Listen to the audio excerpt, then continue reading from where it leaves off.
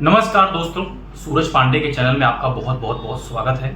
आज मैं बात करने वाला हूं कि कैसे पता करें कि आपके ऊपर पितृ दोष चल रहा है। तो देखो, मैं सबसे पहले बता दूं कि पितृ दोष जो होता है, अगर भगवान न करे आपके ऊपर लग जाए, अगर लग जाता है तो समस्या ही समस्या होता है। आप बहुत ज़्यादा परेशान रहते हैं, मानसिक संतुलन भी आपका खराब रहता है और परिस्थिति हर तरीके से आप दुखी रहते हैं। चाहे आपका घर हो, चाहे आपके बच्चे के ऊपर हो, चाहे घर हो, चाहे धन हो, चाहे व्यापार हो, चाहे नौकरी हो, कुछ भी अगर आप कर रहे हैं ना, तो आपके ऊपर परेशानी हमेशा बनी ही रहेगी अगर पित्त दोष अगर आ गया। सबसे पहले पित्त दोष पहचानने का कारण कि कैसे पहचाने। पित्त दोष जब आपके ऊपर लगता है ना, तो सबसे पहले आपके ऊपर क्या होगी, आप बीमार रहने शुरू हो जाएंगे। आपके घर में कोई ना कोई कलह होगी, बेवजह आपके घर में लड़ाइयाँ होंगी, आपकी पत्नी में लड़ाइयाँ होंगी, आपके पड़ोसी में लड़ाइयाँ होंगी, आपके परिवार में लड़ाइयाँ होंगी। ये चीज़ें हैं पित्त दोष पहचानने की। जैसे कि और कुछ, आपको संतान की प्राप्ति नहीं होगी। सबसे पहले आपको संतान प्राप्त नहीं होगा।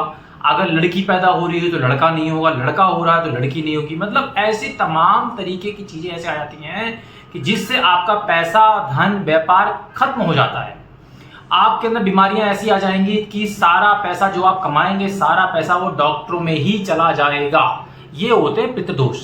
ठीक है, आपके ऊपर मुकदमे चलेंगे, आपके ऊपर बहुत सारी तकलीफों का सामना करना पड़ता है। ये होते हैं पित्त दोष।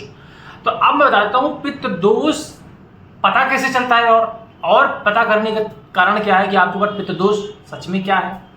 आपके सपनों में आपके पितृजन आपके सपनों में आएंगे और सपनों में आएंगे, आपसे वो कुछ पुकारते हैं, आपसे कुछ संकेत देते हैं। आपके सगे संबंधी जैसे जो मर चुके हैं, दुनिया में नहीं है, वो भी आपके सपनों में आएंगे और आपसे कुछ मांगने की इच्छा जाहिर करेंगे। जैसे कि वो आपको संकेत देते हैं, डायरेक्ट तो नहीं मांगते लेकिन आपको संकेत देते हैं। संकेत कभी देंगे, जैसे कि अभी सपने में आपको आएंगे और आपको ऐसा दिखेगा कि आप उनको कुछ खिला रहे हो, ऐसा दिखेगा कि आपसे वो कुछ मांग रहे हैं कि मुझे यहाँ जाना है, मुझे यहाँ जाना है।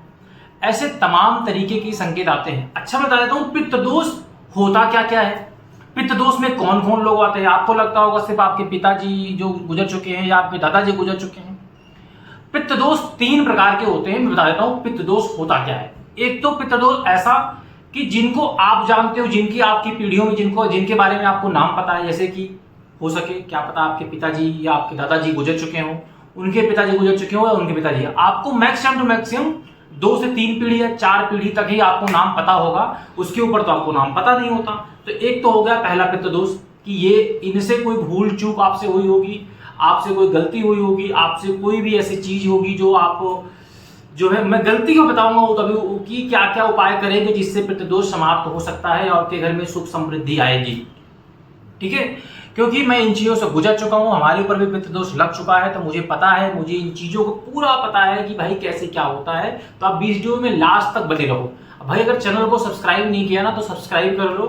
ठीक है, इस चैनल पे आपको ऐसी तमाम तरीके की चीज़ें आती रहेंगी जो आपके जीवन में बहुत ही ज़्यादा जरूरी है।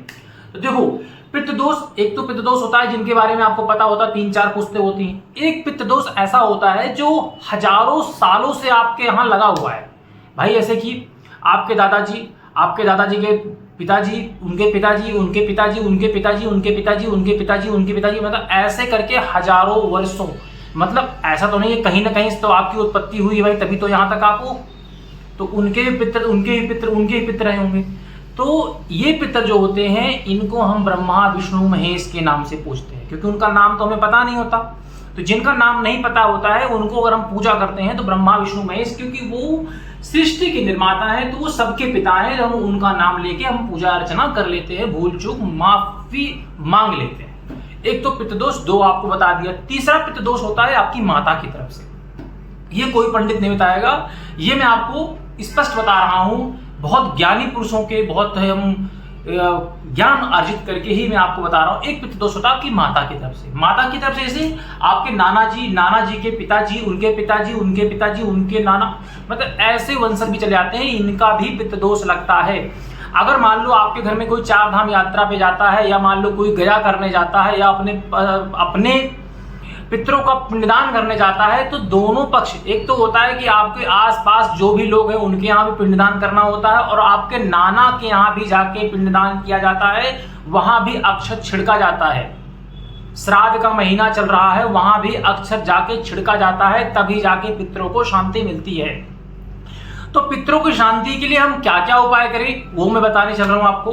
पितरों को शांति के लिए आपको एक तो सबसे पहले आपको पिंडदान करना पड़ेगा, ठीक है, तर्पण करना पड़ेगा आपको, और गया में जाके उनका पिंडदान होता है, तो पिंडदान वो सबको करना चाहिए, वो तो अलग ठीक है। आप जब श्राद्ध का महीना चल रहा है, जैसे अभी श्राद्ध चल रहा है, बहुत अच्छा महीना है, इसमें अपने पितरों का पिंडदान करिए।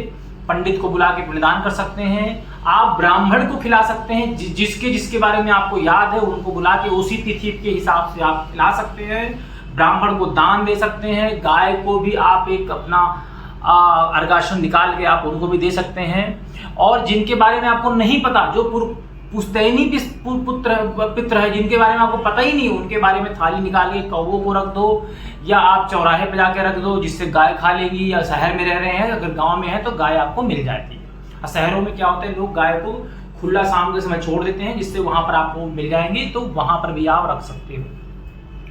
तो ये पितृदोष होते हैं। अगर पितृदोष लगते हैं तो बहुत ही नुकसान होता है, आप जीवन में तरक्की नहीं कर पाते हैं, आपके साथ में दुविधा ही दुविधा होती रहती है, इस चक्कर में आप परेशान रहते हैं। तो सबसे पहले आप अपने पितरों को अगर आपसे कुछ वो सपने में आते हैं तो उनको कुछ दान दीजिए। ब्राह्मण के मंदिर में जाइए, मंदिर में जाके आप जो भी कुछ आपको आपके घर में है, छोटा मोटा, चाहे आप एक रोटी ही क्यों ना दान करें, लेकिन दान कर दें। जैसे ही सपने में संकेत आए वो दान कर दो।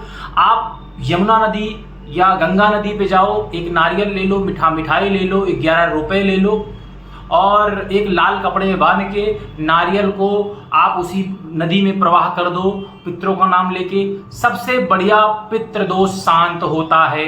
आप दोबारा सुन लो, एक आपको लाल कपड़ा लेना है, उसमें नारियल लेना है, एक मिठाई लेनी है, लाल कलर की मिठाई, चाहे पेड़ा हो चाहे लड्डू हो, 11 रुपए रखना है, एक सुपारी और एक पान।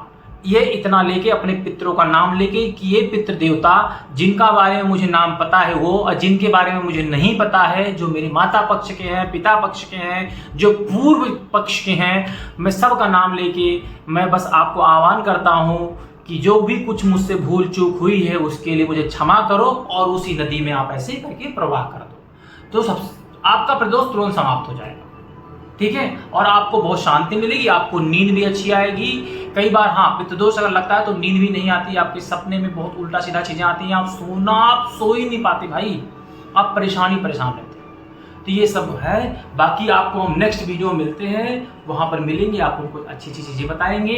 अगर आप नए हैं तो प्लीज चैनल को सब्सक्राइब कर दीजिएगा और बेल आइकन को क्लिक कर दीजिए, जिससे कि हमारी अगली वीडियो आपको पता चल जाए।